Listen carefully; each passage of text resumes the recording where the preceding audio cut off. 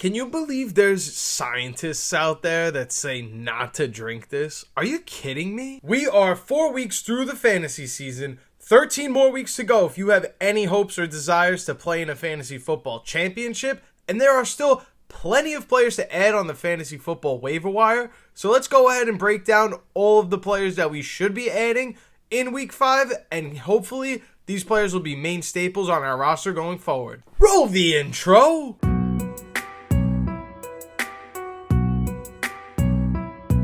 And before I go ahead and give any new names that we need to be adding for the week 5 waiver wire list, if any of these names that I have up on the screen right now, guys like Chris Rodriguez, Alec Iamaner, Isaiah Likely, these players we've already spoken about on previous waiver wire episodes, and if you see them available in your leagues, you should definitely roster them. But now let's go ahead and talk about some of the newer names we need to talk about. And the first one, somebody I left off of the week 4 list last week. That's my bad. I was wrong about that. Woody Marks is now the top waiver wire add because I was stupid enough to leave him off of last week's list. He had almost 120 total yards, 2 touchdowns, finally got to show off his upside as a receiving back, which was something that I was always very high on. Again, something we need to keep in mind is that this offense will not really warrant the opportunities like the 17 carries that Woody Marks had on Sunday. He's probably not going to be that many times in a game script where he's allowed to run the ball that much, given he doesn't play all of the snaps. He played the most snaps out of any Houston Texans running back last week, which is also an encouraging sign since that was the first of its kind. Let's see if this continues and keeps moving forward, but for now, we have a running back with great pass catching ability, so that's great for if you play in a PPR league. If you are looking for someone on the waiver wire to handle some of the week 5 and future bye week fill-ins coming up, Woody Marks would be a great add if he's still available in your leagues. I'd probably put about 10 to 15% of your fab towards him. Week 5 coming up, he's going up against the Baltimore Ravens, so that should be a good matchup for him. But I do want to make point and talk about what Woody Marks' schedule looks like after the bye week in week 6. I'm here to tell you that there's not going to be that many games where we're going to see a positive game script for Woody Marks and the Houston Texans running backs. But at the same time, this is an interesting spot because we can see, like I was talking about before, he played the most snaps out of any Houston Texans running back. He had 2 touchdowns. He was able to do it rushing and receiving. So we can see that for the rest of the season, Woody Marks should project well, but the schedule is going to give him some issues. Following their week 6 bye, week 7 through 9, they're going to play Seattle, the 49ers, and the Denver Broncos. So neither one of these games we should expect them to be favored in or sitting on the ball with the lead, which kind of makes Woody Marks phase out of the game script. You're not going to play the Tennessee Titans every week, but you are going to get to play them again along with the Jaguars in weeks 10 and 11, which is phenomenal. But then we're going to roll out the end of the season and into the championship rounds playing teams like the Indianapolis Colts, the Kansas City Chiefs, the Buffalo Bills, and the Arizona Cardinals. Like, I don't know if I'm so sold on the idea that Woody Marks can be a top 30 running back in fantasy this year, given those matchups and the circumstances of this offensive line can't protect for anyone. But Woody Marks is definitely the best available running back, considering I left him off the list last week. So go ahead and add him if he's still available in your leagues. And let's go ahead and continue and talk about Emari Demercado, someone we spoke about last week, but only very briefly. This was a short week, and Trey Benson played 55% of the snaps for the Cardinals on Thursday night, while Emari Demercado saw 39% of the snaps. I'm not going to project that this is going to stay anywhere near 60-40 in terms of Trey Benson. I think that Trey Benson will eventually get more snaps and opportunities, given that it was a short week. They wanted to limit how much they use Trey Benson given those circumstances.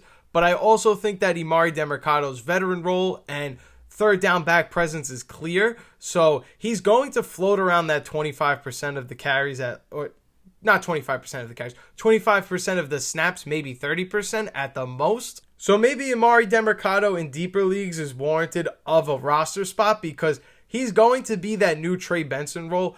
Maybe he has some goal line potential. Maybe he can catch some passes out of the backfield for us on third down.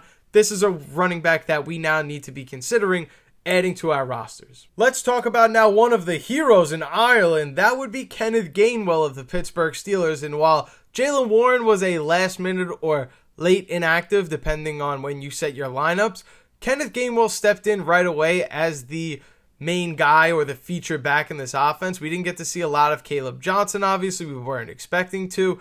Kenneth Gainwell now seems to be a premier handcuff because once Jaylen Warren was taken out of the game, Kenneth Gainwell was catching passes. He was getting the goal line carries. There was a lot to enjoy or at least see from what the offense looked like without Jaylen Warren. You don't need to worry. If you have Jaylen Warren, I would add Kenneth Gainwell. If you don't have Jaylen Warren, I would also consider adding Kenneth Gainwell. Right now, this is a premier handcuff, but once or if Jaylen Warren is out with injury or misses time for any reason, you have a solid starting running back in Kenneth Gainwell. Next running back is Kendre Miller of the New Orleans Saints, and while this is a player who is continuously seeing more snaps and more opportunities in the Saints offense, this Saints offense is not good enough to provide Kendre Miller with any standalone value, but as long as he's eating away at Alvin Kamara's carries, while Alvin Kamara is still healthy, we have to consider Kendre Miller as a premier handcuff as well, because if something were to go down to Alvin Kamara, we know that in a limited sample size, we've seen Kendre Miller produce and perform, so with an expanded role, there is a chance that this could be starting running back level production. While yes, of course, we want to add running backs that have starting value onto our rosters, it may just be beneficial to play the long-term waiting game, add Kendre Miller. Maybe the Saints shut down Alvin Kamara because they're so bad. I wouldn't consider that off the table at all. And now you have Kendre Miller in those late playoff rounds when you really need a win, and you could get those 15 to 20 carries in a game, and that could be the difference between winning and losing your playoff matchup. Finally, not a must-add running back by any means. We should definitely be monitoring Rico Dowdle going forward, as he had 9 carries and 1 target to Chuba Hubbard's 10 carries and 3 targets in this game. I understand Chuba Hubbard was banged up and questionable, and that could probably be why Rico Dowdle had an uptick in usage.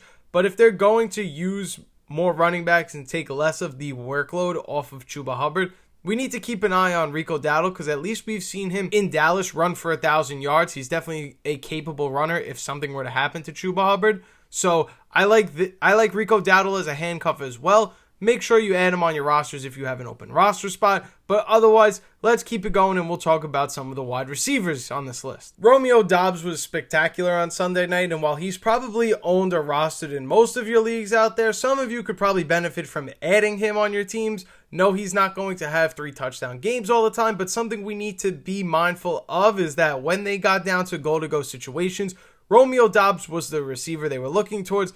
Not Tucker Kraft, who we all thought was going to have a massive season after week 2. Not Matthew Golden, who was drafted in the first round with high expectations. It's Romeo Doubs. So we need to consider that if we want touchdowns, we want opportunities to score touchdowns, Romeo Doubs is the Green Bay Packers pass catcher that we need to be adding onto our rosters. And for those in deeper leagues, this one is a little crazy, but Luke McCaffrey of the Washington Commanders just seems to find his way into the end zone in almost every game so far this year. There may be plenty of opportunities for him if Terry McLaurin is to continue to miss time in this offense. If something were to happen to Deebo Samuel, I would assume that Luke McCaffrey's target share would also increase. So there are a lot of pathways for, as long as Jaden Daniels comes back and is healthy and plays phenomenal, Luke McCaffrey could be the guy in this offense that could end up being fantasy viable. But we may have a longer pathway to go for that. So in deeper leagues, stash him. And let's move on to the tight end position. I did have this entire video recorded. I was in the middle of editing when I heard about the Tyreek Hill injury. I am very sorry for him. This is a terrible thing that happened, unfortunately. For this case, though, and for our fantasy football teams, we need to be adding Malik Washington of the Miami Dolphins. For anyone that was looking to get a wide receiver off waivers, now is your opportunity to do so with Malik Washington.